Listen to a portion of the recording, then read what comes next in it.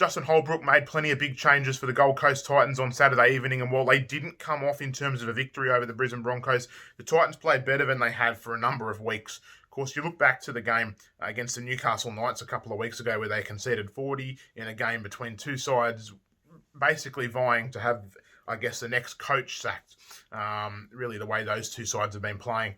And you thought Holbrook was as good as buried after that game. He survived the bye week, which came as a bit of a surprise to everybody, but then made some big changes to his side.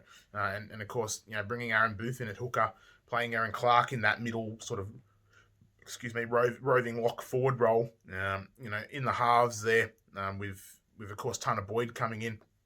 And they played better than they have in weeks. So Holbrook seems to have worked out now where the side needs to head in terms of what the best 17 looks like.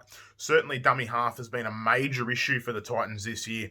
And Aaron Clark hasn't been able to provide, I guess, what the club needs him to be able to provide alongside a very young spine. You have to remember, Toby Sexton's in his first full season.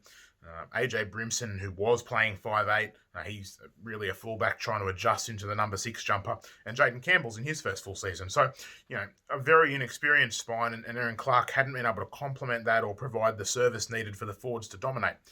Aaron Booth did that on the weekend, and while, as I said, the Titans didn't dominate the game, and they certainly didn't win, there was positive signs, and certainly enough positive signs to suggest they need to continue with this route moving forward, and to continue with the team they picked on the weekend to try and pick up some wins, get away from the bottom of the table, and for Holbrook, I guess, to survive in his job moving into 2023, where maybe there'll be some positive signs out of the Gold Coast.